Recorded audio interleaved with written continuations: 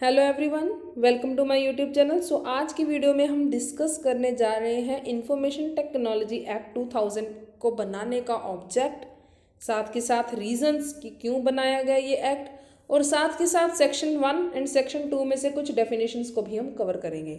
So without any delay let's start from the today's topic and let's start from the object of the act.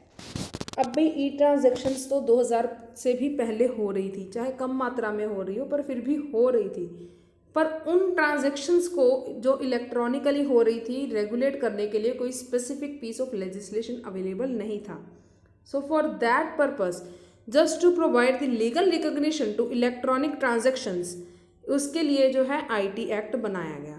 अगर आपने कोई भी data को change किया हो, मतलब डाटा एक्सचेंज किया हो, इंटरचेंज किया गया हो by the one person to another by any of the by any of electronically communication means, ठीक है, तो उसको जो है ये एक्ट लीगली रिकॉग्नाइज करेगा। The second object is to provide the legal recognition to electronic commerce. अब e transaction and e commerce both are the different terms and e commerce is much wider than e transactions, ठीक है। So paper based communication जो है उसको उसका alternative ढूंढने के लिए, उसका सोल्यूशन ढूंढने के लिए जो है ये एक्ट जो है काफ़ी यूजफुल प्रूव हुआ। क्योंकि अगर कोई भी मेल के द्वारा ही एक पार्टी दूसरी पार्टी को जो है अपना मैसेज कन्वे कर रही है, फॉर एग्जांपल प्रपोजल के लिए किसी भी कॉन्ट्रैक्ट में या फिर एग्रीमेंट में, या फिर किसी भी तरह की रेवोकेशन करनी हो, अगर एक्सेप्टेंस की जो मेल दी जाती है by one party to another, तो उसको भी लीगली रिकॉग्नाइज किया गया है। एंड स्टोरेज ऑफ इंफॉर्मेशन, अगर आपके कंप्यूटर में कोई भी इंफॉर्मेशन स्टोर है, ठीक है, तो उसका फर्दर हम इस एक्ट में पढ़ेंगे कब जो है time and place of dispatching and for receiving such type of information, तो वो हम नेक्स्ट सेक्शन में कवर करेंगे। उस चीज़ के बारे भी ये एक्ट पूरी तरह बताता है कि क्या टाइम होगा, क्या प्लेस होगी, जो भी हमारे कंप्यूटर में, कंप्यूटर सिस्टम में इंफॉर्मेशन स्टोर की गई है, ठीक है। To facilitate e filing of documents to government agencies, तो अगर आपने गवर्नमेंट एजेंसी में कोई भी डॉक्यूमेंट फाइल करना हो तो वो ऑनलाइन भी हो सकता है। इस चीज़ को फैसिलिटेट करने के लिए ये एक्ट बनाया गया, just to avoid the red tapism. ए नहीं आएगा यहाँ पे।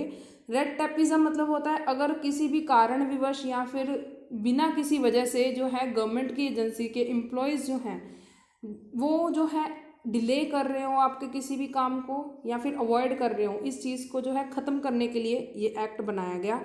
And further amend laws, that is IPC, Indian evidence act, bankers book evidence act और RBI एक्ट, ठीक है। तो अब हम देखते हैं बैकग्राउंड ऑफ एक्ट या फिर रीजंस फॉर द इनेक्टमेंट। अब भाई यूनाइटेड नेशन जनरल असेंबली में रेजोल्यूशन पास हुआ 30 जनवरी 1997 में कि भाई हर एक नेशन जो है वो एक मॉडल लॉ लाएगा ऑन ई कॉमर्स, ठीक है, and by United Nation commission on international trade law, ठीक है। उन्होंने भी ये कहा कि ई ट्रांजेक्शन और ई कॉमर्स को रेगुलेट करने के लिए एक पर्टिकुलर यूनिफॉर्म लॉ हो, ठीक है, मतलब कि provisions of the law in all the Nations shall be in uniform manner, ठीक है। एंड साथ के साथ उसमें ई गवर्नेंस को भी प्रमोट किया गया हो।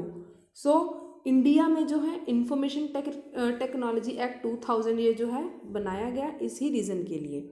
सो अब हम देखते हैं चैप्टर 1 प्रीलिमिनरी में से सेक्शन 1। अब भाई ये सेक्शन जो है दो चीज़ें बताता है कि एक्ट किस पे एप्लीकेबल होता है और किस पे नहीं। अब भाई सेक्शन 1 का जो सबसे हम देखते हैं सबसे पहले पार्ट कि किन किन पे ये एक्ट अप्लाई होता है। ये एक्ट एप्लीकेबल होता है टू होल ऑफ इंडिया, जैसे कि बाकी के सेक्शन बाकी के एक्ट्स भी हमने देखे हैं, सारे इंडिया की टेरिटरी पे जो है वो एप्लीकेबल होते हैं। साथ के साथ जम्मू एंड कश्मीर में भी अब जे अप्लाई होता है। तो offences under this act committed by any person outside India, for example आपका कंप्यूटर सिस्टम जो है वो इंडिया में है, कनाडा में बैठा कोई भी पर्सन आपके कंप्यूटर सिस्टम में जो भी इंफॉर्मेशन स्टोर है या फिर कुछ भी रिसीव किया हो आपने, तो उस चीज़ को हैकिंग के द्वारा जो है अगर आपके कंप्यूटर सिस्टम को एक्सेस कर ले तो इन दैट पर्टिकुलर सिचुएशन वो पर्सन चाहे वो बैठा कनाडा में है उस पर भी IT एक्ट लगेगा। ठीक है, तो अब हम देखते हैं कहाँ पे ये एक्ट नहीं लगता। All the matters of the first schedule. अब भाई यहाँ पे मैटर्स आएंगे कहाँ से, ये मैटर्स डालेगी central government by the specific notification. ठीक है, बल्कि this section also gives the power to the central government to add और delete any entry in that schedule, पर सच एंट्री और पर such notification shall subject to the acceptance और approval of the both of the houses from the parliament. ठीक है, तो अब हम देखते हैं कहाँ पे ये एक्ट नहीं एप्लीकेबल होता है। सबसे पहले नेगोशिएबल इंस्ट्रूमेंट एक्ट पे ये नहीं, कोई भी किसी भी तरह का नेगोशिएबल इंस्ट्रूमेंट हो उस पे ये नहीं होगा एप्लीकेबल। हाँ, चेक पे हो सकता है। ठीक है, पावर ऑफ अटॉर्नी वकालतनामा जो है वहाँ पे भी नहीं होगा। Trust, will including other testamentary disposition, इसके लिए भी हिंदू सक्सेशन एक्ट है।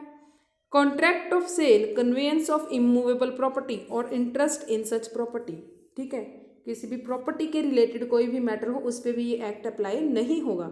अगर आप ध्यान से देखें तो इन पांचों चीज़ों के लिए जो है स्पेसिफिक लेजिस्लेशन जो है वो अवेलेबल है। तो ये जेन्युइन भी है, सही भी है बात कि अगर if there is availability of specific piece of legislation which particularly governs that specified matters, तो उस पे ये एक्ट जो है एप्लीकेबल नहीं होगा।